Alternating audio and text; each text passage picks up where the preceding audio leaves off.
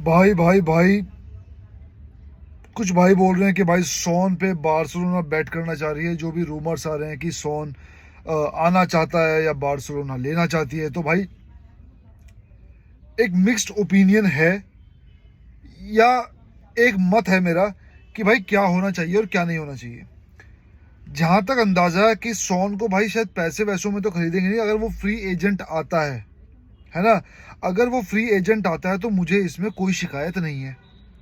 लेकिन प्रॉब्लम यह है कि अगर सैलरी वैलरी कैप की दिक्कत हुई तो वही साला आके रजिस्ट्रेशन फलान ढिमकाना जो डैनी ऑल्मो में हुआ है वो वहां पे फेस करें। तो मतलब देखा जाए तो ये सिचुएशन ऐसी है ना यार कि सेलिब्रेट भी नहीं कर पा रहे हैं कोई रूमर या फिर कोई ट्रांसफर। और अगर प्रैक्टिकली मैं बात करूं तो भाई हमें आई थिंक 32 साल की एज सोन की है ना, और एक्सपीरियंस भी है, स्पीड भी है, शूटिंग भी है। और अगर वो बंदा फ्री में आता है और रीजनेबल सैलरी पे आता है तो भाई मेरे हिसाब से वो साइनिंग बहुत सही साइनिंग होगी।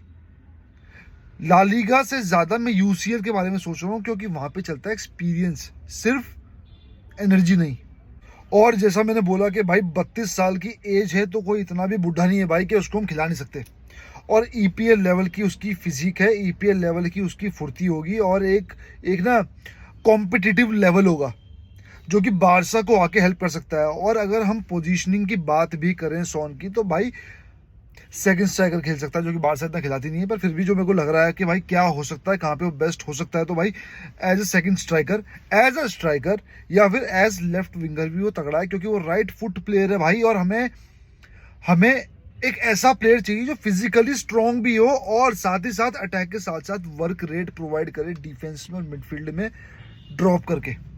और सोन उसी तरह की प्रोफाइल है, क्योंकि अगर नीको को हम लेके आते हैं तो भाई देखो, अभी का हिसाब से मुझे ऐसा लगता है कि नीको ट्रैक बैक अच्छा नहीं करता, लेकिन मैं ये नहीं कहता कि वो नहीं करेगा, क्या पता बारसा में आके करता है। तो भाई मैं पहली प्रेफरेंस प्रैक्टिकली रखूंगा नीको को, हाँ इमोशनली नहीं।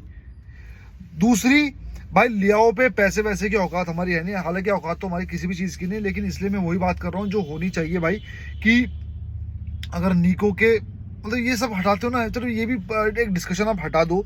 दो नाम अगर मैं कोई रखता हूँ प्रैक्टिकली पैसों के हिसाब से, और जो हम अफोर्ड भी कर सकते हैं अगर, तो भाई लेफ्ट विंग के लिए सॉन और लुइस डियाज को भाई मैं लाना चाहूंगा। इन दोनों में से किसी एक को लेके आओ, क्योंकि लुइस डियाज तो 60 मिलियन के आसपास पड़ेगा, लेकिन सॉन जो है अगर फ्री में आता है तो भाई बहुत ज़बरदस्त साइनिंग होगी, बिलीव मी। याद करो जब डैनी ओल्मो आया था, हम सब ने क्या डिस्कस किया था कि डैनी ओल्मो बहुत बेहतरीन फिट होगा बारसा में, और वो हुआ।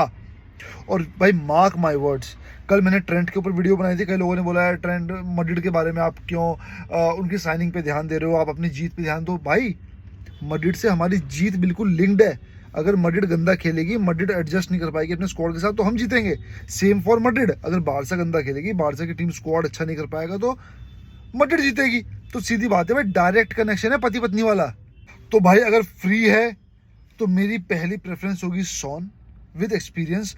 और अगर पैसे वैसे डाल डूल के अगर थोड़ी बहुत औकात होती है, ठीक ठाक हिसाब होता है, फ्यूचर भी आपको देखना है, तो भाई लुइस डियाज मेरी पहली प्रेफरेंस होगी भाई साइनिंग के हिसाब से। और एक न्यूज़ आई कि भाई ओमार मुर्मुश जो है वो सिटी के लिए इंटरेस्टेड हो रहा है, सिटी उसमें इंटरेस्टेड हो रही है, कुछ भी हो भाई अपना घाटा है। लेकिन भाई अगर प्रैक्टिकल बात मैं करूँ, है ना, हालांकि इस वीडियो में प्रैक्टिकल वर्ड बहुत ज़्यादा यूज़ कर दिया, पर क्या करें, अपनी अपनी वीडियो में यही वर्ड यूज़ होते हैं, क्योंकि हमारी औकात अभी कुछ है ही नहीं खरीदने और बेचने की। क्योंकि खरीद इसलिए नहीं सकते, पैसे नहीं है, बेच इसलिए नहीं सकते, सामने वाले को पता है डेस्परेट है तो कम पैसे दे रहा है। तो भाई अगर मैं ये बोलूं कि कोई भी नया प्लेयर या कोई भी ऐसा प्लेयर जो अपना फ्यूचर सिक्योर करना चाह रहा है एज अ फुटबॉलर, क्योंकि फुटबॉल भाई एक पैशन के साथ साथ एक करियर भी है, और जैसे डैनी ओल्मो का करियर इस टाइम लटका हुआ है, तो भाई कोई भी नया बंदा, इंक्लूडिंग मी भाई, इंक्लूडिंग आप, हम कूल बनने के लिए बोलते हैं कि हाँ, लेकिन अगर हमें सर्टेनिटी नहीं है कि हम खेल पाएंगे नहीं खेल पाएंगे, हमारा भविष्य कहाँ जा रहा है, हम कितना कमाएंगे, तो भाई हम झिझकेंगे फैसला लेते हुए। तो कोई भी नया प्लेयर, चाहे वो मुर्मुश है, चाहे वो गोइक्रेस है, आ जाए बहुत बढ़िया बात है, लेकिन होशो आवास में बारसा आने का फैसला नहीं लेगा, क्योंकि उसको यही नहीं पता कि मैं रजिस्टर होऊंगा या नहीं। और सोने पे सुहागा, अगर रजिस्टर हो गया तो क्या पता मैं second half of the season खेलूंगा या नहीं। मतलब एक फुटबॉल टीम के सामने जितने भी कष्ट हो सकते हैं, है ना, वो हमारे पास है। और हम उनको फेस कर रहे हैं और साथ ही साथ प्लेयर्स को फेस करवा रहे हैं, साथ ही साथ फैन बेस भी भाई डिप्रेशन में आ रहा है। वो तो कुछ मोटिवेशन की बातें हम कर लेते हैं आपस में तो थोड़ा बहुत एक सांस आ जाती है, लेकिन भाई है ना दबंग पिक्चर में डायलॉग, अगर ऐसे लोग हैं तो ऐसे भी लोग हैं जो हम जैसे आपस में बात करते हैं, जो ग्लूकोज दे रहे हैं भाई क्लब को। तो घूम फिर के ये है भाई, एक लाइन है, बेकारी को मिली भीख जितनी मिली ठीक। तो भाई अगर सॉन आ रहा है उसको चुपचाप ले लो, ज़्यादा नखरे चोदने की ज़रूरत नहीं है ना, चुपचाप आ जाए और खेल खाल के 1-2 सीज़न बढ़िया परफॉर्म करे। अगर तब तक फाइनेंशियल सिचुएशन सही जाती है तो खरीदो, वरना भाई घसो उसको। अगर लेवेंडोस्की को हम घस रहे हैं तो सॉन को भी हम घस ही लेंगे।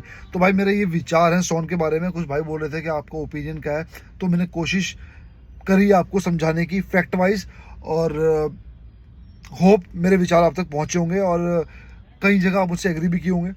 और अगर नहीं किया है तो भाई मेरे को बताना कि आपने कहाँ मुझसे एग्री नहीं किया। तब तक के लिए ऑलवेज विस्काल बारसा।